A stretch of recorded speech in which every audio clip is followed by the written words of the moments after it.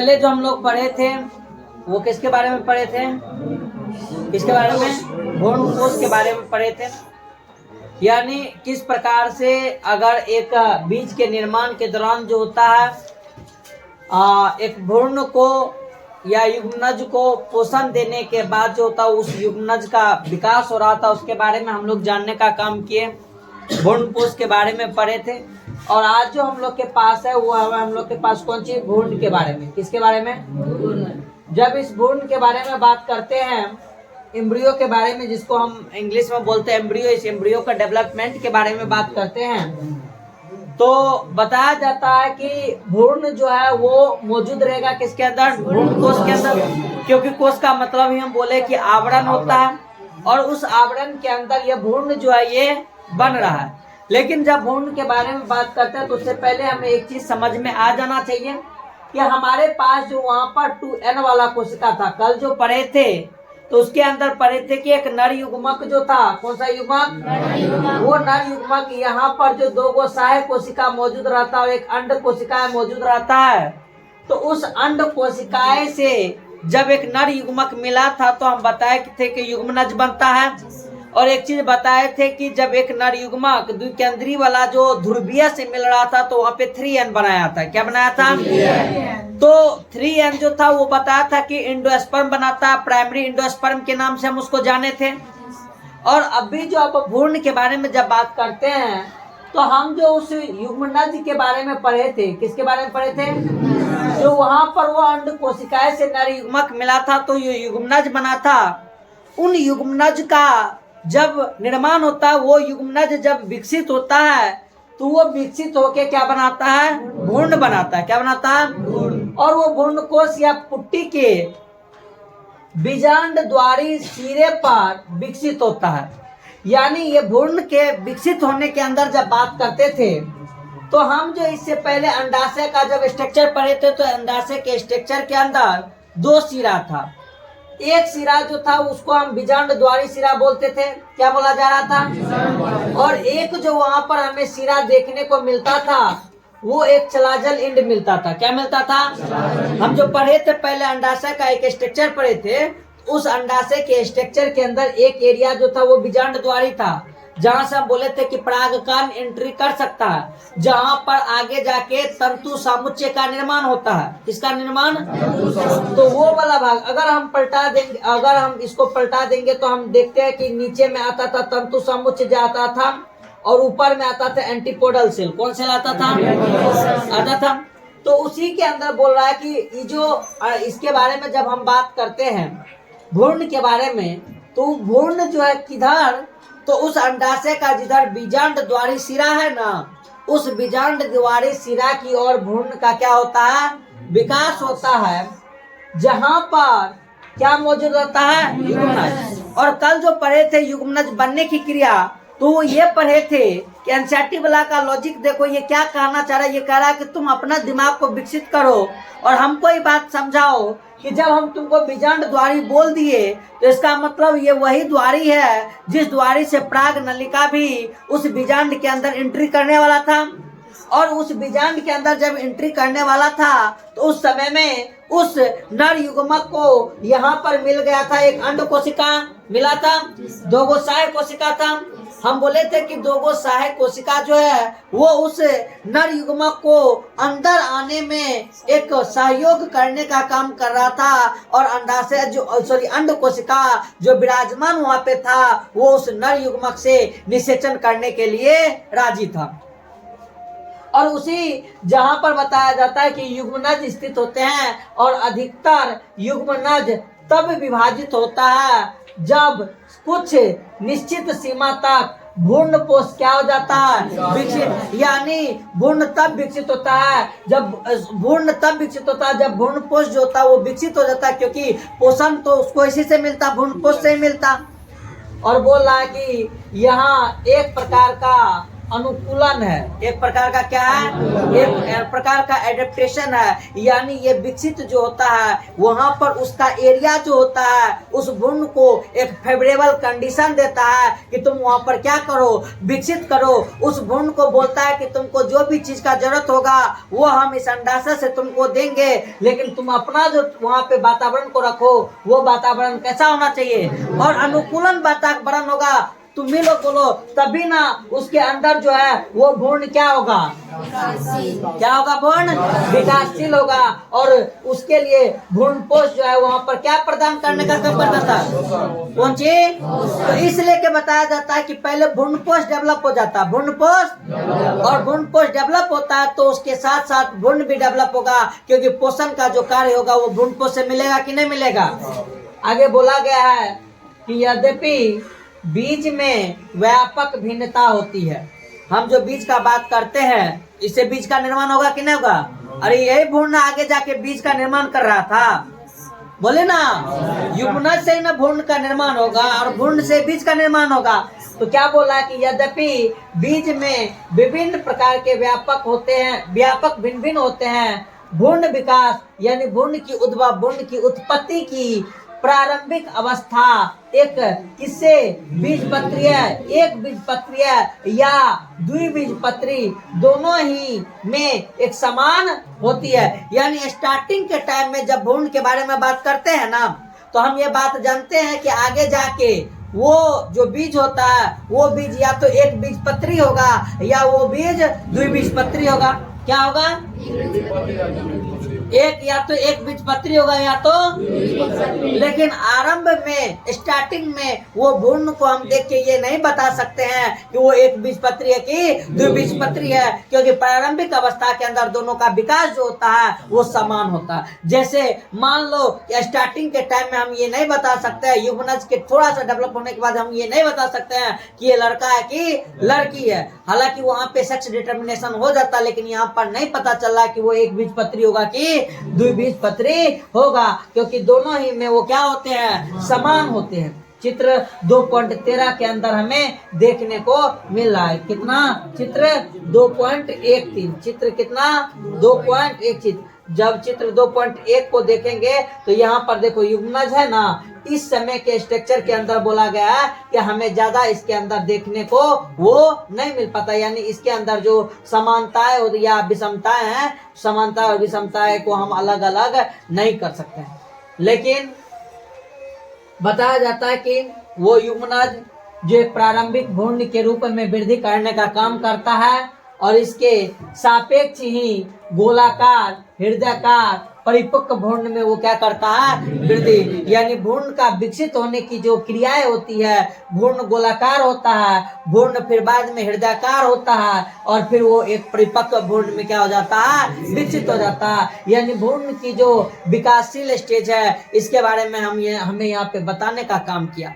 लेकिन किस रूप से वो भ्रूण विकसित होकर बाद में किस रूप में बनेगा, बताया जाता है कि एक प्ररूपी द्विबीजपत्री भ्रूण, यानी कहने का मतलब एक विकसित द्विबीजपत्री वाले भ्रूण के बारे में जब बात करते हैं, जिसका फिगर 2.14 ओ में दिया गया है, तो बोला गया है कि एक भ्रूणीय अक्ष एक धुरी होता है और उस धुरी से दो बीजपत्र समाहित होते हैं और बीजपत्र के स्तर से ऊपर भ्रूणीय अक्ष को प्रोटीन एपिकाटिल या बीज पत्रोपरिक होते हैं, जो पंकुरन या स्तंभ सिरे पर प्रायः समाप्त होते हैं। यानी ये देखो क्या कहना चाह रहा है।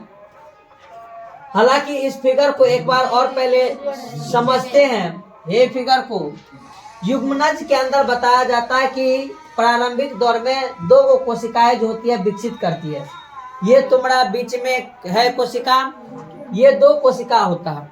ये दो कोशिका इसके अंदर दोनों इंड की ओर जो होता है वो गति करता है। इसके अंदर एक कोशिका होता है सस्पेंसर कोशिका। कौन सा कोशिका? और इसके अंदर भी एक समसूत्री विभाजन होता है। समसूत्री विभाजन के द्वारा कुछ कोशिका इधर विकसित करता है और कुछ कोशिका इधर विकसित करता है। यानी एक कोशिका बीजांड द्वारी की ओर चल जाता है तो एक कोशिका चला जल इंड की ओर, किधर उसके अंदर बोला वो जो स्ट्रक्चर है पहलू का उसको दिमाग में लाओ। तो एक किधर चल जाता है, बीजांड द्वारी एक है, जैसे कि यहाँ पर। और वहां पर फिर देखो जब भ्रूण विकसित हुआ तो यहाँ पर कैसा भ्रूण दिखाई दिया गया, गोलाकार। और ये कोशिका विभाजन करके एक यहाँ पे आ गया है और एक जो है नीचे में आया है, ठीक। तो दोनों और क्या करता है, डेवलप करता है। ऊपर वाला कोशिका जो होता है निलंबक, यहाँ पे निलंबक है ना, यही होता है सस्पेंसर कोशिका। यही क्या होता है, यही कोशिका विकसित होके उस भ्रूण के अंदर शरीर का कोई ना कोई आगे भाग बनाएगा, शरीर का कोई ना कोई। जैसे मान लो कि हम अगर अपने माँ के कोख में, मेरा भी एक पहले भ्रूण बना था, वो भ्रूण का कोशिका धीरे धीरे डेवलप किया ना, उसके अंदर विभाजन हुआ होगा। और उस विभाजन के उपरांत ही ना हमारे शरीर का हाथ, पैर, आंख, मुंह, हृदय, ये सारा चीज बना होगा कि नहीं बना होगा। तो पहले वो कोशिका के अंदर तो डेवलपमेंट हुआ होगा। तो वही बात इसके अंदर भी है कि एक पादप के अंदर जो एक बीज बन रहा है, तो उस बीज के अंदर एक पादप का निर्माण होगा। तो बीज के अंदर पादप को बनाने के लिए सारा गुण तो मौजूद होगा। बीज के अंदर पौधा का पत्ती कैसे बनेगा, बीज का तना कितना लंबा होगा, पत्ती का अरेंजमेंट कैसे होगा, बीज जो है वो कितना दिन के बाद विकसित होगा, हर एक गुण उसके अंदर मौजूद होगा। उसके अंदर जो कोशिका होगा उस कोशिका के अंदर भी हर एक गुण होगा कि कौन कोशिका के द्वारा क्या हो पाएगा। तो उसी प्रकार से यहाँ पे निलंबक कोशिका जो था वो आगे चल के पादप को एक विकसित बीज के रूप में कन्वर्ट करता है। और ये जो स्ट्रक्चर तुमको दिख रहा है ये है तुम्हारा कौन सा, हृदयकार भ्रूण। कौन सा भ्रूण। और यही के अंदर देखो क्या होता है कि है यहाँ पर देखो एक अक्ष बना, क्या बना, यहाँ से दो स्तंभ निकला कि नहीं निकला, दो स्तंभ निकला। यही स्तंभ आगे चल के द्विबीजपत्री बनाता है। क्या बनाता है, देखो यहाँ पर ये आगे आके क्या यहाँ पे लिख दिया गया, बीजपत्र। और बीजपत्र मतलब कौन चीज, इंग्लिश में बीजपत्र का मतलब कि चना को देखा है ना, चना को, तो चना को देखना ऊपर में जो होता है लोलकी के पास ज्वाइंट रहता है, और वहां से इधर और इधर दोनों, यानी कहने का दोनों भाग में यहाँ पर, और मान लो कि कुछ यहाँ पर इस टाइप से, लेकिन ये वाला भाग जो होता है वो क्या होता है, ज्वाइंट रहता है। ये वाला भाग जो होता है क्या होता है, ज्वाइंट रहता है। लेकिन आपस में ये नीचे वाला दोनों भाग जो बटल रहता है ना, तो इन दोनों भाग को हम बोलते हैं बीजपत्र। क्या बोलते हैं, क्या बोलते हैं। और ये वाला वो जगह है जिस जगह से दोनों बीजपत्र क्या हुआ, अलग। और ये वाला भाग जो है उसका क्या कहलाया, मूलांकुर। क्या कहलाया, क्या कहलाया, क्या कहलाया। और यहाँ पर इसका क्या हुआ, बीजपत्र जो है ना, तो ये एक परिपक्व लिखा हुआ है कि एक निषेचित भ्रूणकोश। यहाँ पर क्या है, एक निषेचित भ्रूणकोश। निषेचित भ्रूणकोश का मतलब कि युग्मनज वाला भी कोशिका तुमको दिखा था, 2n वाला ऊपर में, एंडोस्पर्म वाला भी कोशिका दिखा। फिर इसके अंदर डेवलप होगा तो देखा लिखा भ्रूणकोश, युग्मनज और प्राथमिक भ्रूणकोश केंद्रिका, PEM जो बोले थे, प्राइमरी एंडोस्पर्म बोले थे ना मदर से, वो वाला स्ट्रक्चर के बारे में जब बात करते हैं इसके अंदर, तो एक द्विबीज पत्री में भ्रूण किस रूप में विकास, क्या बोलो, दिखाई दिया कि नहीं दिखाई दिया। अब इसके अंदर बोलेंगे कैसा भ्रूण है, कैसा भ्रूण का स्ट्रक्चर कैसा बनता है, क्या बोल रहेगा। हम तुमसे पूछेंगे कि द्विबीजपत्री भ्रूण का जो विकास होता है उसके अंदर जो भ्रूण का विकास होता है वो गोलाकार के हृदय का कैसा दिखेता है, ये बात समझ में आ गया। तो आगे अब जो स्ट्रक्चर हमारे पास है वो स्ट्रक्चर देखो क्या है। जब उस स्ट्रक्चर के बारे में बात करते हैं तो यहाँ पर एक स्ट्रक्चर है, यहाँ पर जब स्ट्रक्चर है तो क्या बोला गया कि यहाँ पर एक ऐसा जगह है जिसको हम बोला गया स्तंभ को, कौन सी, प्रांकुर। क्या बोला गया।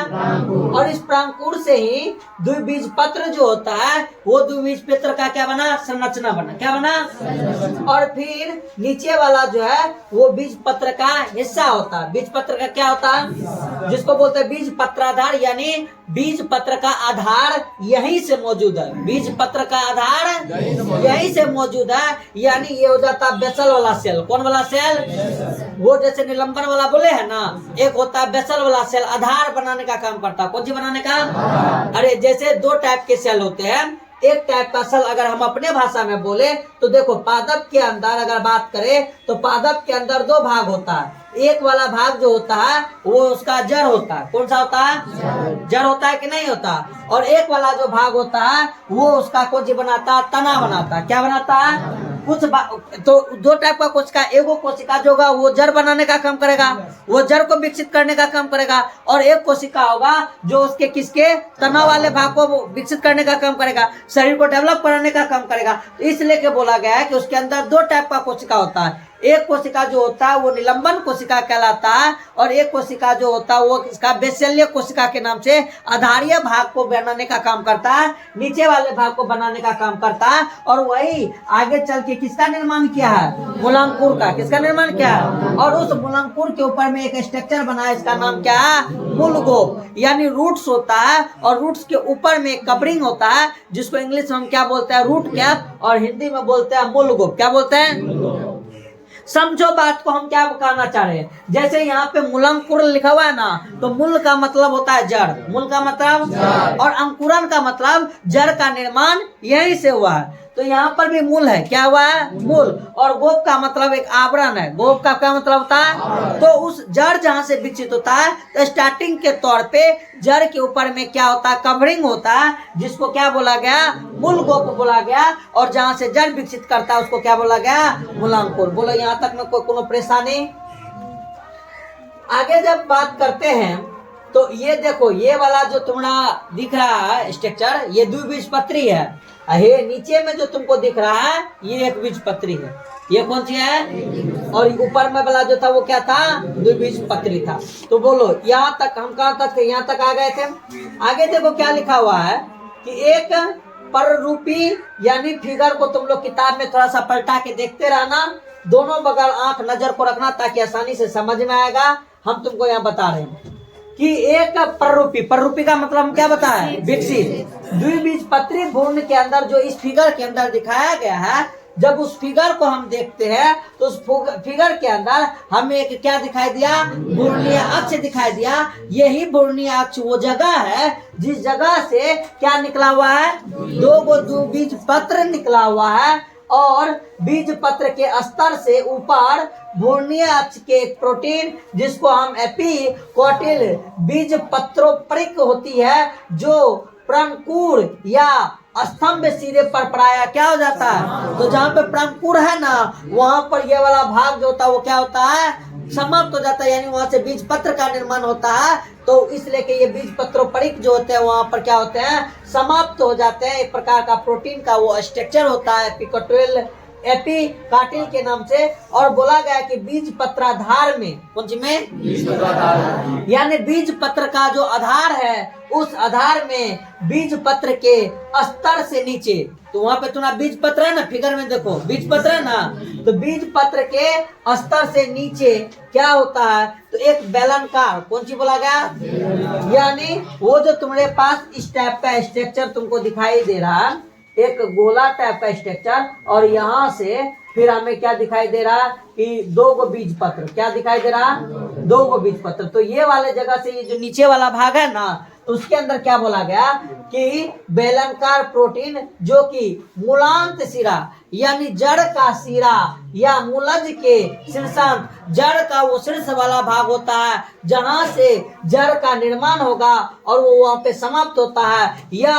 मूल शीर्ष पे एक ढक्कन के द्वारा क्या होता है, कवरिंग होता है, और उसी को हम किसके नाम से जानते हैं, किसके नाम से, यानी एक द्विबीजपत्री बीज के बारे में जब बात करते हैं तो उसका संरचना कैसा होता है, वो संरचना के बारे में बताया गया कि द्विबीजपत्र क्या होता है, जहां से वो द्विबीजपत्र जुड़ा होता है उसको क्या बोला गया, फिर उसके नीचे वाला भाग जो है उसको क्या बोला गया, नीचे वाले भाग के ऊपर में कवरिंग था उसको क्या बोला गया। तो ये द्विबीजपत्र बीज जो होता है उसका संरचना है, ये द्विबीजपत्र जो है उसका संरचना। अब जो हमारे पास है वो कौन सा हमारे पास है, एक बीजपत्रीय, कौन सी है। जब इस एक बीजपत्रीय भ्रूण के बारे में हम बात करते हैं, जो कि हमारे पास चित्र किसमें, 4 वो में देखने को मिला है। तो देखो जब हम इस चित्र को देखते हैं तो इस चित्र को पहले सही से देखना, इस चित्र को पहले सही से देखना। क्या बोला गया कि यही वाला जो भाग है, इस वाले भाग को क्या बोला गया है? स्केटुलम। फिगर को, एनसीईआरटी के फिगर को जितना अपने मन में बसा के रखेगा, तो जब हम पढ़ेंगे तो पढ़ने के दौरान वो चीज तुमको उतना आसानी से क्या जाएगा, समझ में आएगा। अदरवाइज थोड़ा सा दिक्कत होता है। ये वाला भाग इसका कहलाया, यह क्या कहलाया? स्केटुलम। क्या कहलाया? फिर जो है इसके अंदर भी एगो प्रांकुर चोल है। क्या है ये? क्या है? एक जो है वो अंदर वाले भाग में दिया हुआ है प्रोहर शीर्ष। क्या दिया हुआ है? क्या दिया हुआ है? एक जो भाग है वो बोला गया अधिकोरक। क्या बोला गया? क्या बोला गया? द्विबीजपत्री से एक बीजपत्री जो होता है वो एडवांस तो नहीं होता है, होगा तो द्विबीजपत्री एडवांस, क्योंकि उसके अंदर तो थोड़ा सा एडवांस बीज बन रहा है, लेकिन पढ़ने में ज्यादा तंग करता है एक बीजपत्री। कौन? स्ट्रक्चर से, नाम से, हर एक चीज से ये पागल करता है। लेकिन नीचे वाला स्ट्रक्चर तुमको समझ में आ जाएगा। नीचे में क्या बोला गया? मूलांकुर, जहाँ से जड़ बनेगा। जड़ के ऊपर में कौन सी रहेगा? मूलकोर। और एगो नीचे में रहता फिर से एगो और कवरिंग, जिसको बोला जाता कौन चीज? मूलांकुर चोल। चोल का मतलब भी क्या होता है? कवरिंग होता है। चोल का मतलब भी क्या होता है? कवरिंग। तो अब देखो, जब ये चीज हमारे पास आ गया, तो हम जब इस एक बीजपत्री के बारे में बात करते हैं तो क्या बोला गया? एक बीजपत्रीय भ्रूण जो चित्र इसके अंदर दिखाया गया वो केवल कितना बीजपत्र का होता है? कितना बीजपत्र का? एक बीजपत्र का। और खास करके हमारा जो घास परिवार, कौन सा परिवार? जो घास फैमिली होता है, उसके अंदर ये बीजपत्र जो होता है वो किसके नाम से जाना जाता है? वहाँ पर दो बीजपत्र था, ठीक। यहाँ पर एक बीजपत्र है, लेकिन उस बीजपत्र का नाम क्या रखा है? क्या रखा हुआ? हिंदी में बोले तो बोलना। एक बीजपत्रीय का वो जो बीजपत्र निकला होता है उसका क्या नाम है? क्या नाम है? और उसको हम किसके नाम से जानते हैं? एक बीजपत्र के नाम से। बोला गया कि ये स्केटुलम का जो वृद्धि होता है ना, वो वृद्धि भी होता है किस जगह से? घूर्णीय अक्ष के एक तरफ पार्श्व पीछे वाली भाग की ओर। ये क्या होता है? पीछे वाला, यानी साइड वाला भाग होता है ना, उस वाले भाग में स्थित था। और इसके निचले सिरे पे भ्रूण अक्ष में भी एक गोलाकार क्या होता है? मूल का एक आवरण बिना विभेदित, विभेदित का मतलब बिना बंटवारा किए, अलग किए हुए एक परत से, कवरिंग से कवर होते हैं, जिससे इंग्लिश में बोले रजाई और हिंदी में मूलांकुर चोल के नाम से जानते हैं। स्केटुलम के जुड़ाव के स्तर से ऊपर घूर्णीय अक्ष के भाग को क्या हम बोलते हैं? बीजपत्रोपरिक कहते हैं। और बीजपत्रोपरिक में प्रोहर यानी आगे वाले शीर्ष तथा कुछ आदि कालिक पर्ण होते, यानी थोड़ा सा वहाँ पर स्ट्रक्चर बनता है जो कि एक खोखले पर्णीय संरचना को घेर के रखता है। वो जो घेरा हुआ फिगर न है, जैसे कि अगर हम बात करें तो यही वाला जो स्ट्रक्चर दिख रहा है, ये वाला भाग है ना, ये तुम्हारा स्केटुलम बीजपत्र का भाग, ये इसका साइड वाला भाग है ना रे, पार्श्व वाला भाग। और इस पार्श्व वाला भाग के अंदर बोले वो प्रोहर शीर्ष दिखाई दे रहा है। इस प्रोहर शीर्ष के ऊपर में क्या का है? क्या है? तो ये एक संरचना है बीज के अंदर का। तो बोला गया है कि उसके अंदर का जब बात करते हैं तो उसके अंदर हमें वहां पर एक मूलांकुर चोल दिखाई देने का काम किया। और फिर बोला क्या गया है कि जब उसके अंदर का बात करते हैं तो बीजपत्रोपरिक के प्रोहर शीर्ष तथा कुछ आदिकालिक अग्रपर्ण होते हैं जो खोखले पर्णीय संरचना को घेरते हैं, जिसे हम किसके नाम से जानते हैं? मूलांकुर चोल के नाम से जानते हैं। फिर बोला गया कि जल में कुछ बीज, किसमें? जैसे गेहूं को, मक्का को, मटर को, चना को, मूंगफली को रात भर हम क्या करते हैं? पानी में भिंगा देते हैं, कपड़ा में बांध के छोड़ देते हैं ना। वो इसलिए के क्योंकि ये सारा का सारा जो होता है पानी में भिंगाते हैं, इसके बाद बीजों को छीले और खोले तो तथा भ्रूण एक बीज पत्र के विभिन्न भागों का क्या हो सकता है? वहाँ पे अवलोकन होता है। वहाँ पर क्या होता है? हम उस चीज का क्या कर सकते हैं? देख सकते हैं। वो विकसित होता है, उसका बीज चोल हल्का हो जाता है और फिर हम उस बीज के बारे में स्पष्ट जानकारी हासिल करते हैं। तो ये